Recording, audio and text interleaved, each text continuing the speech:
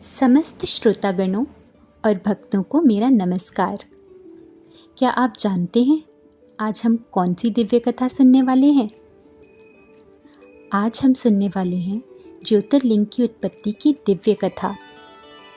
हजारों वर्ष पूर्व की बात है। एक बार भगवान ब्रह्मा और भगवान विष्णु के मध्य यह चर्चा आरंभ हुई कि सृष्टि में सर्वोच्च और सर्वशक्तिमान कौन है। धीरे धीरे यह चर्चा विवाद का रूप लेने लगी। तभी समस्त लोगों के कल्याण हेतु भगवान शिव एक अद्भुत रूप में प्रकट हुए। भगवान शिव ने स्वयं को एक अनंत अग्नि स्तंभ के रूप में प्रकट किया। यह दिव्य अग्नि स्तंभ इतना विराट था कि उसने तीनों लोकों भूलोक, स्वर्गलोक और पाताल लोक को भेद दिया। उसका आदि और अंत किसी को दिखाई नहीं दे रहा था। भगवान विष्णु और भगवान ब्रह्मा ने उस दिव्य ज्योति का आरंभ और अंत खोजने का निश्चय किया। भगवान विष्णु वराह रूप धारण कर पाताल की ओर गए, जबकि भगवान ब्रह्मा हंस का रूप लेकर आकाश की ऊंचाइयों में उस स्तंभ के शीर्ष की खोज में निकल पड़े।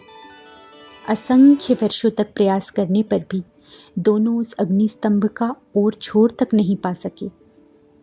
मार्ग में जाते हुए भगवान ब्रह्मा को केतकी पुष्प मिलता हुआ दिखाई दिया। उस पुष्प ने बताया कि वह भी लंबे समय से उस ज्योति के आरंभ की खोज कर रहा था, किंतु उसे भी सफलता नहीं मिली।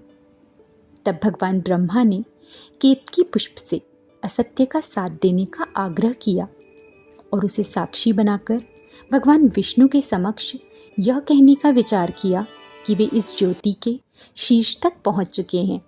उधर भगवान विष्णु ने सत्य का मार्ग अपनाया।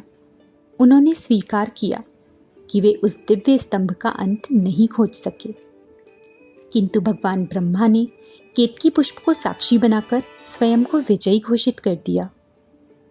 भगवान शिव, जो सर्वज्ञ हैं, उनके इस असत्य से अप्रसन्न हुए। वे अग्नि स्तंभ से प्रकट हुए और भगवान ब्रह्मा के असत्य कथन पर उन्हें श्राप दिया कि पृथ्वी पर उनकी पूजा अत्यंत सीमित होगी। साथ ही केतकी पुष्प को भी श्राप दिया कि उसे शिव पूजा में कभी स्वीकार नहीं किया जाएगा। इसके विपरीत भगवान विष्णु की सत्यनिष्ठा और विनम्रता से प्रसन्न होकर भगवान शिव ने उन्हें आशीर्वाद दिया और कहा, हे विष्णु, सत्य और धर्म के प्रति आपकी निष्ठा सदैव पूजनीय रहेगी। संसार आपको मेरे समान सम्मान देगा। तत्पश्चात भगवान शिव ने उस अनंत ज्योति को सीमित रूप प्रदान किया ताकि समस्त जीव उनकी उपासना कर सकें। यही दिव्य ज्योति आगे चलकर ज्योतिर्लिंग के रूप में प्रतिष्ठित हुई।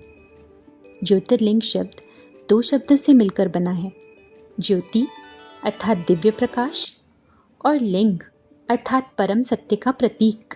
शिवलिंग भगवान के निराकार, अनंत और सर्वव्यापी स्वरूप का प्रतीक माना जाता है।